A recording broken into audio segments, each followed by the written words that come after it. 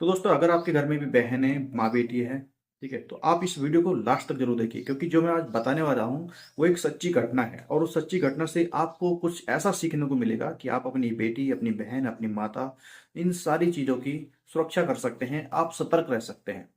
देखिए, घटना ऐसे होती है। एक पंडित जी होते हैं, वो रास्ते में जा रहे होते हैं। उन्हें एक कुत्ता दिखाई देता है और कुत्ता मुंह में किसी मानव का अंग लेकर जा रहा होता है। और वो मानव का अंग पंडित जी देख लेते हैं, पहचान लेते हैं। उनको शक होता है कि जिस खेत में से वो कुत्ता निकला है, जिसमें जमीन में से वो कुछ निकाल रहा था, तभी पंडित जी ने देख लिया था कि कुत्ता कुछ निकाल रहा है जमीन में से। भाई, कुत्ता जब निकालता है जमीन में से, वो तभी निकालता है जब वहां पे कुछ चीजें दबी होती है। बहुत सारे लोग होते हैं, जैसे कोई जानवर मर गया वो खेत में दबा देते हैं, कोई कुत्ता मर गया, किसी का सांप घर में निकल गया वो मार के दबा देते हैं, कोई कोई और भी बहुत सारी चीजें होती हैं। किसी के बच्चा होता है तो उसकी बच्चा होने के बाद जो मल मूत्र जो भी होता है वो बहुत सी बार मिट्टी में दबा देते हैं। या बहुत सारे कारण होते हैं, मिट्टी में बहुत सारी चीजें दबाई जाती है, जिसे कुत्ता पहचान लेता है, आसानी से उनकी गंध को सूंघ लेता है और वहां से उसे खोदना शुरू कर देता है। सिर्फ दो ही लोग ज्यादातर जमीन में से खोदते हैं, एक कुत्ता, दूसरा नेवला। ठीक है। तो कुत्ता खोद रहा था, पंडित जी ने देख लिया कि कुत्ता कुछ खोद रहा है, कुछ निकाल रहा है। तो पंडित जी को थोड़ा सा अजीब सा लगा, तो बहुत देर तक वो रुके रहे। कुत्ता बार बार नोचता रहा। उसके बाद उसके एक हाथ में मानव का अंग लगा। कुत्ते का मानव अंग लेकर भागने लगा, क्योंकि कुत्ता भागता है दूसरे को देख के, वो सोचता है अकेले में जाके खाऊंगा। पंडित जी को शक हो जाता है कि ये तो मानव का अंग है, यानी कि यहाँ पे कोई ना कोई लाश जरूर है। पंडित जी को इतना देखकर रूह कांप जाती है। उनको ऐसा लगता है कि यार पता नहीं कौन मार के दाब दिया यहाँ पे। उन्होंने फटाफट से पुलिस को फोन किया, पुलिस बुलाई, पुलिस ने छानबीन की, खोदी, लाश खुदवाई। वो देखा तो एक सर कटी हुई लाश निकलती है जमीन के अंदर से। और सर कटी हुई नहीं, उसके दोनों हाथ भी धड़ से अलग थे बिल्कुल। अब जब पुलिस के लिए अब ये छानबीन करना बहुत मुश्किल था, क्योंकि गर्दन से यहाँ पे कुछ पहचान में आ नहीं सकता, क्योंकि फेस नहीं है। और हाथ भी नहीं है, क्योंकि हाथ में बहुत सी बार बहुत से निशान मिल जाते हैं, हाथ में कुछ पहना हो, कुछ लिखा हो, है ना। तो वो भी चीजें नहीं है। अब समझ में नहीं आ रहा पुलिस के कि छानबीन करे तो कैसे करे। अब उसने क्या काम किया, सबसे पहले क्या करती है पुलिस, वही करेगी जो उसको करना चाहिए, कि जिसके खेत में लाश है सबसे पहले उसी से पूछताछ करेगी। जिसका खेत था उससे पूछताछ की गई। वो एक अ, मुस्लिम आदमी था जिसका वो खेत था, उससे पता चला। तो उसने साफ इनकार कर दिया, मुझे नहीं पता किसका कैसे हुआ, किसने दाब दिया, क्या कहाँ से है। लेकिन रूह कांपा देने वाली ये खबर अब पुलिस के लिए बहुत ही खतरनाक हो गई थी, क्योंकि उसको पता नहीं चल पा रहा था, नहीं पता कर पा रही थी पुलिस की इसका पता कैसे लगाया जाए, ये लाश किसकी है और किसने दबाई है। अब खूनी तक पहुंचना इतना आसान नहीं था, लेकिन पुलिस ने हार नहीं मानी। पुलिस लगातार अपने सूत्रों के मुताबिक, अपने जो भी उनके छानबीन करने वाले होते हैं, उनके खुफिया एजेंसियों के माध्यम से पता लगाती रही। उन्होंने जितने भी आसपास के गांव थे उन सभी में पता कराया कि कोई ऐसी महिला तो नहीं है जो गायब हुई हो, या जिसकी गुमशुदा रिपोर्ट लिखी गई हो, या इतनी उम्र की हो, जवान हो। क्योंकि ऐसा भी तो हो सकता है भाई, लड़की गुम होने की रिपोर्ट लिखी हो और उसकी उम्र बहुत कम हो, उसकी उम्र कम हो और वो बॉडी लाश से मैच ना कर पा रही हो। तो अब मेरठ पुलिस के लिए ये आसान नहीं था कि कैसे पहचाने कि वो गर्दन कटी हुई लाश और हाथ कटी हुई लाश किसकी है। जब आसपास के सारे गांवों में छानबीन की गई तो पता चला कि कोई भी गुमशुदगी की रिपोर्ट नहीं लिखी गई है जिसमें महिला गायब हुई हो या महिला अपने घर से भागी हो। ऐसे कोई भी रिपोर्ट नहीं लिखी गई। सबसे पता चला कि यहाँ पर कोई भी लेडीज गायब नहीं हुई। तो जब आसपास के गांव से नहीं पता चला, अब पुलिस के नाक में और भी दम हो गया। पुलिस को यह समझ में नहीं आ पा रहा था कि अब इसका पता और कैसे लगाया जाए, किसकी लाश है, क्योंकि गर्दन नहीं थी और दोनों हाथ नहीं थे। अब पुलिस ने दिमाग लगाया कि अगर ये आसपास के गांव की लाश नहीं है, अपने आसपास के क्षेत्र की कोई भी महिला गायब नहीं हुई है, तो ये पक्का कहीं बाहर से महिला को लाकर यहाँ पर दफनाया गया है, दबाया गया है। ये तो जाहिर है कि अगर आसपास के क्षेत्र में कोई भी महिला नहीं है तो बाहर से आई होगी।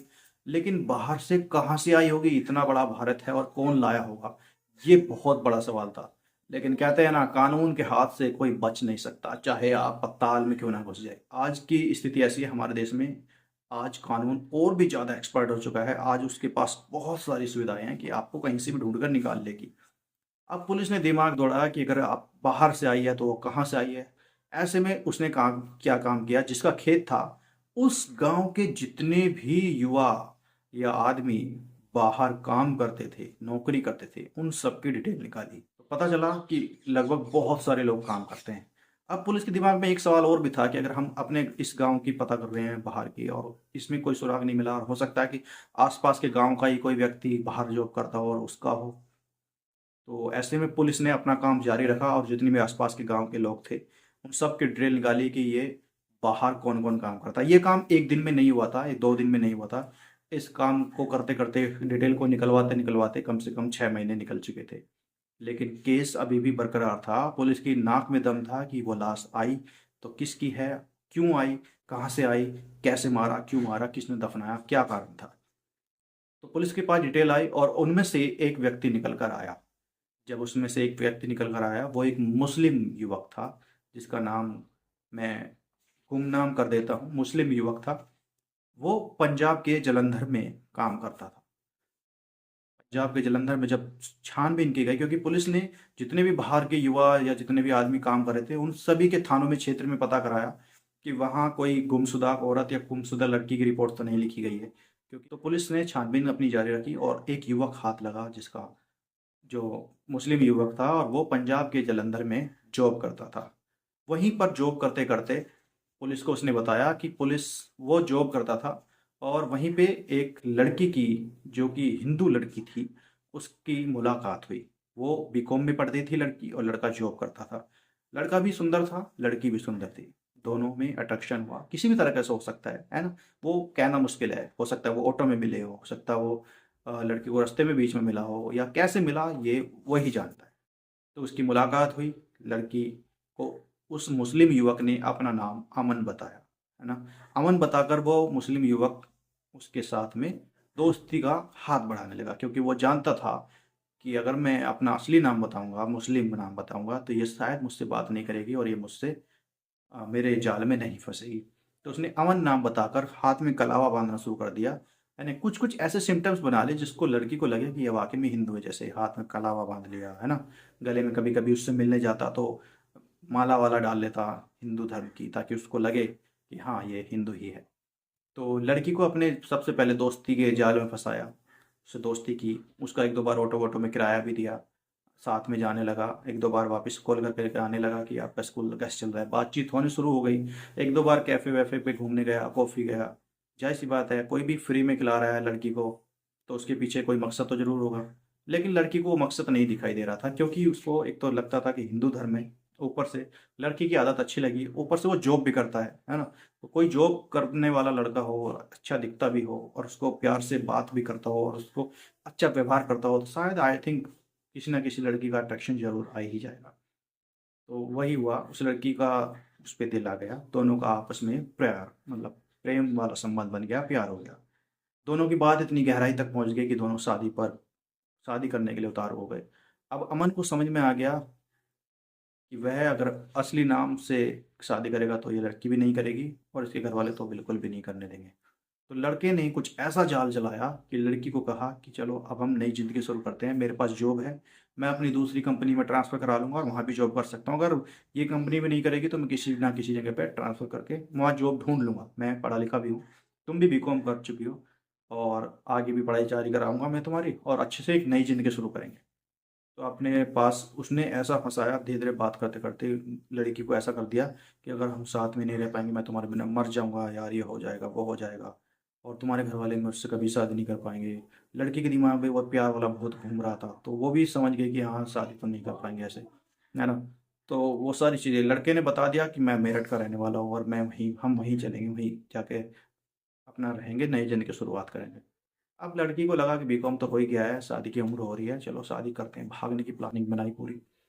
अब लड़की वाले के जो घर थे, मतलब लड़की वाले के जो घर वाले थे, वो अच्छे खासी फैमिली थी, अच्छे खासे पैसे वाले थे। तो लड़की ने 25 लाख का जेवर, यानी कुछ कैश भी होगा और जेवर भी, सोना चांदी आजकल अपनी लड़कियों के लिए सब बना कर रखते हैं, माँ के भी रखे होंगे, बहन के लिए भी और के भी होंगे, ठीक है, वो सारे। ये पुलिस की बताई हुई बात बता रहा हूँ, 25 लाख। ये भी हो सकता है वो 30 लाख के हों और ये भी हो सकता है कि वो कम के हों। तो 25 लाख का फिगर है, और 25 लाख के गहने वगैरह कैश लेके वो अमन के साथ भाग जाती है। और अमन उसको लेकर सीधा मेरठ आता है। मेरठ में एक कस्बा पड़ता है दोराला, दोराला नाम से, वहाँ पे वो अमन उसका अब एक कमरा लेता है किराए पे, और लगभग 2 या 3 महीने लगभग वो साथ में रहते हैं। अमन उसके साथ खूब रंगरलियाँ मनाता है, इंजॉय करता है, मज़े लेता है पूरा। अब समय आता है ईद का। अब अमन असली कैरेक्टर में, यानी कि शेर की खाल में छुपा हुआ भेड़िया, एक दिन तो बाहर निकलेगा ही। अब ईद का समय है, घर वालों का बुलावा है और घर वालों के साथ, दोस्तों के साथ ईद मनानी है। तो ऐसे कैसे छोड़ सकता है एक त्योहार ईद के लिए। अब उसने सोचा, लड़कियां मेरे साथ इतने साल 2-3 महीने तो हो गए हैं, और प्लस वो घर वालों से छोड़ के भी आ गई, नाता भी तोड़वा दिया उन घर वालों से, और कैश भी है इसके पास। और अब तो हमने वैसे भी मंदिर वंदिर में शादी कर ली है दिखावे की, तो अब ये मान ही जाएगी। अब इसको अपने घर ले चलता हूँ। इसने कहा आज ईद है, चलो आज अपने दोस्तों के यहाँ लेके चलता हूँ। लड़की ने कहा ठीक है चलो दोस्त के पास, अच्छी बात है, किसी किसी के प्रोग्राम में शामिल होते हैं, किसी से मिलते हैं जुलते हैं।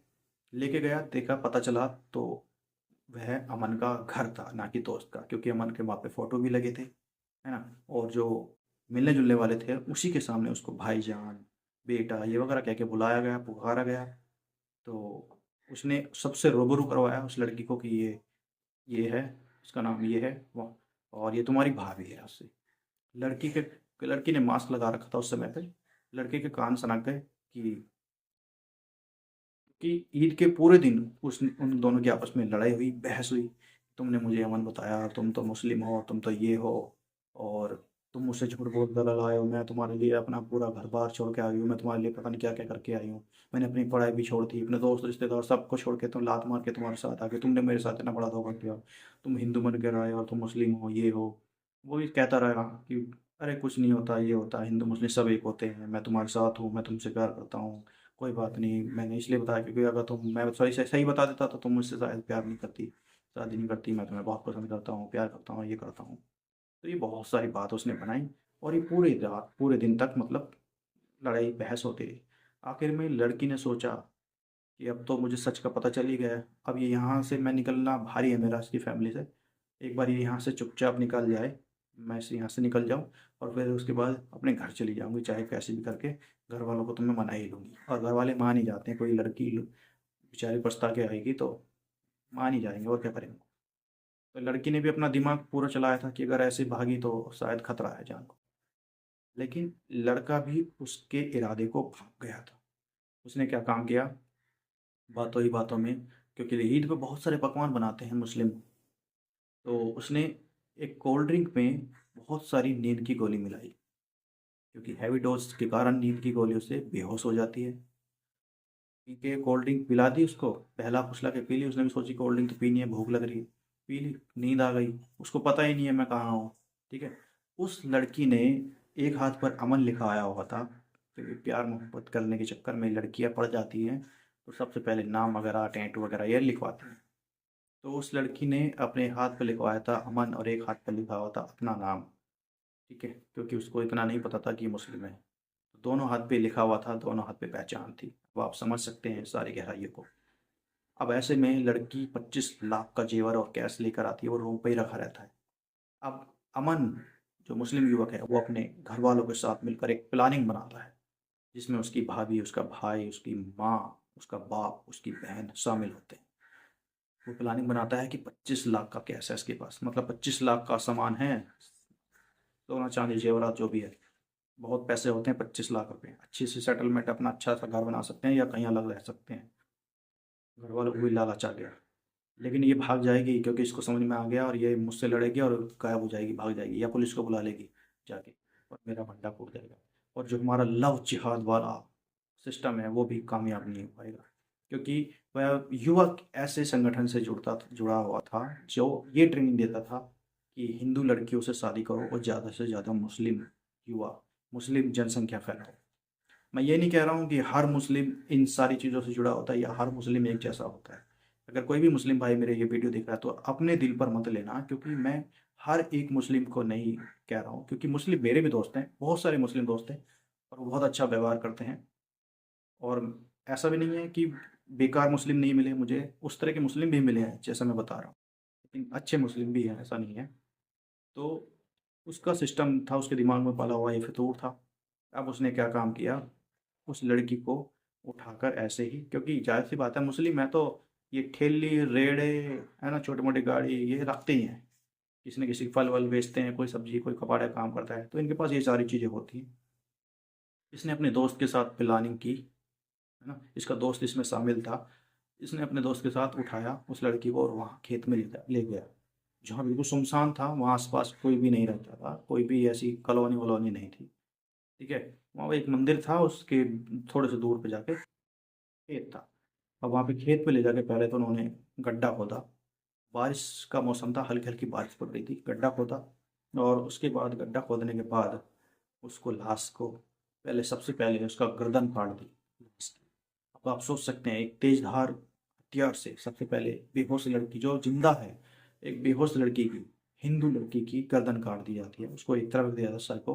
उसके बाद दोनों हाथ काट दिए जाते हैं। क्यों काट दिए जाते हैं? क्योंकि दोनों पे नाम लिखे होते, एक पे रमन और एक उसका नाम, उससे सुराग मिल सके थे, उससे उसकी शनाख्त हो सकती थी, पहचान हो सकती थी, क्योंकि नाम पता करते गुमशुदा की रिपोर्ट कहीं ना कहीं मिल जाती है ना, ऑनलाइन सर्च करते।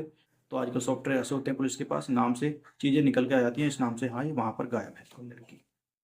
दोनों हाथ काट दिए, हाथ दोनों और सर, वो दोनों पैक करके किसी थैले में, मतलब किसी कट्टे वट्टे में, उसको एक ऐसे तालाब में फेंक दिया जहाँ पे सिर्फ गंदगी का पानी जाता था, ना तो उसमें कोई जानवर नहाता था, ना कोई उसमें कुछ पालता था, ना कोई किसी तरह की कोई चीज़ें होती थी, सिर्फ फेंक दे दलदल में, यहाँ पे कोई नहीं आएगा, वो फेंक दिया वहाँ पे। और कटी हुई लाश को दबा दिया गड्ढे में। उन्होंने सोचा, थोड़ा गहरा गड्ढा है 3-4 फुट का, और 4-5 दिन में या 10 दिन में 20 दिन में जितने भी है, गल जाएगी सड़ जाएगी, कौन देख रहा है बैठ के? किसको पता चलेगा? लेकिन उन्हें ये नहीं पता था कि कुत्ते, कुत्ते की नाक इतनी तेज होती है, आप कहीं भी दबा लो वो वहीं पे पहुंच जाएगी, सूंघते सूंघते वहीं पहुंच जाएंगे कुत्ते। कुत्ते इतने तेज के होते हैं, इसलिए आर्मी में, पुलिस में कुत्ते पालने की इजाज़त है। वो चाहते तो बंदर भी पाल सकते थे, अब बंदर तेज होता है। वो चाहते तो भैंस को पाल सकते थे, है ना, वो चाहते तो शेर को, चीते को भी रख सकते थे, लेकिन वो कुत्ते को रखते हैं। कुत्ते की नाक बहुत तेज होती है। कुत्ते ने अंग खोद के निकाल लिया, ऐसी में शनाख्त हो गई पुलिस ने। और पुलिस ने इस सारे मामले की जांच करके ये जो पर्दा का फांस किया है, इसमें पुलिस को पूरा 1 साल और कुछ दिन लग जाते हैं। आप सब सोचो, 1 साल पहले एक मिली हुई लाश, कानून पूरी तफ्तीश कर रहा है, छानबीन कर रहा है, इस बीच में न जाने कितने इंस्पेक्टर की मतलब तबादले हुए, है ना, कितने लोग यहाँ से रिटायर होके गए होंगे बीच में से। मुश्किल था, बहुत आसान नहीं था। और बाद में पता चला कि मुस्लिम लड़के ने यहाँ पे लुधियाने से लाकर लाश काट दी है। और जब घर वाले, लड़की के घर वालों को पता चला, तो वो शौक हो गए, हैरान हो गए, क्योंकि एक तो होता है रोना सुन के, नाम परेशान होना, वो हैरान हो गए। क्यों? वो इसलिए क्योंकि लड़की का जो मोबाइल था वो लड़का यूज करता था, और बीच बीच में फेसबुक, इंस्टाग्राम और बीच बीच में व्हाट्सएप पर अपडेट देता रहता था उनके घर वालों को। कुछ इस तरह से अपडेट देता था जैसे घर वालों को ये भी पता चल जाए कि हाँ मैं जिंदा हूँ, और ये भी पता चल जाए कि मेरा तुम्हारे से कोई मतलब नहीं है। जैसे व्हाट्सएप पे मैसेज करना है, आप मुझे बार बार मैसेज मत करो, मुझे, मैं अपनी ज़िंदगी जी रही हूँ, मैं खुश हूँ, मुझे तो, मुझसे कोई मतलब नहीं है, मैं अपने आराम से जी रही हूँ। घर वालों को लगता है चलो ठीक है, भाग तो गई है लेकिन लड़की जहाँ भी है खुश है और अच्छी है, सही सलामत है, घर वालों को चिंता होती है। तो घर वालों को लगता था कि हमारी लड़की जो है वो जिंदा है। इस तरह से वो मैसेज करता रहता था, 1 साल लगातार वो मैसेज करता रहा। जब घर वालों को बताया गया, इस पुलिस ने सूचना दी, तो वो शौक हो गए हैं, ऐसा कैसे हो गया। और ये बताया गया कि ये बहुत दिन हो गए मरे। घर वाले आए, और सोच सकते हो उनका रिएक्शन। तो मैं ये कहना चाह रहा हूँ कि आप हिंदू हो, मुस्लिम हो, सिख हो, ईसाई हो, कोई भी हो, आप अपनी बहन की, अपनी बेटियों की हिफाजत करना सीखे। ये नहीं है कि बस कमा रहे हैं, कमाई कमाई पे ही ध्यान दे रहे हैं, है ना, या फिर आपने बस कमा के इतना पैसा इकट्ठा कर लिया, लड़की को खुली छूट दे दिए, जा मर्जी कर, जहाँ तेरे मर्जी है पढ़, जहाँ तेरी मर्जी है रह, खुल, कुछ भी कराओ, आप कुछ भी उसकी मर्जी का कराओ, लेकिन नज़र जरूर रखो।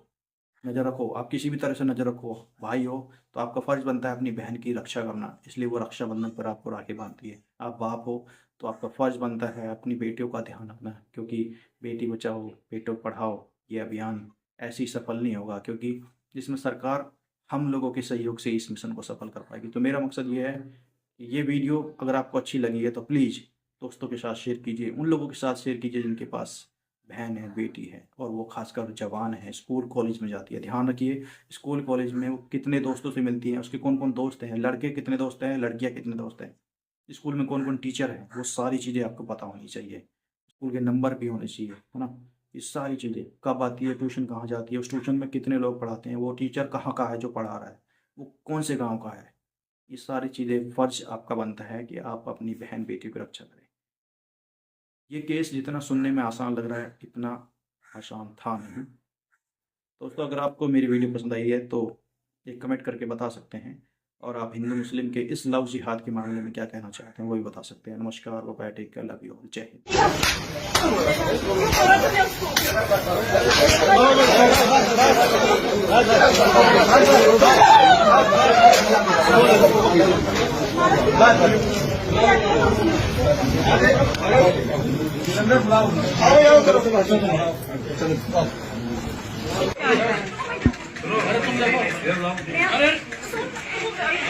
मैं एक की मम्मी हूँ। जब कपड़े उतारे तो तेरे को शर्म नहीं आई? शर्म आई थी? नहीं जी, मुझे बहुत शर्म आई थी। मैं भी आई थी शर्म, आई थी शर्म। 2 मिनट तो 1 साल हो गया था, 1 साल हो गया था, मुझे भी बहुत शर्म आई थी। 1 साल हो गया था। 1 साल आप फोन नहीं कर सकते थे कि आप अपनी बेटी को ले जाओ? मुझे मारने का खुद प्लान, मुझे भी मारने का प्लान बना रखा था उन्होंने। तो 15 तोड़े सोना तो नहीं पिए? सोना तो नहीं पता वो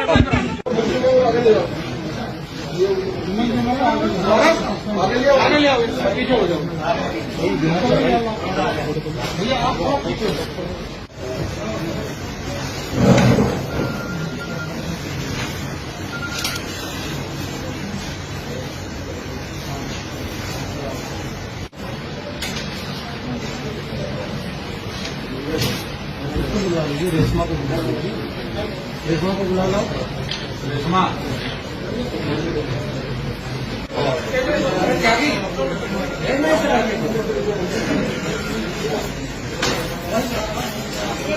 बात करो।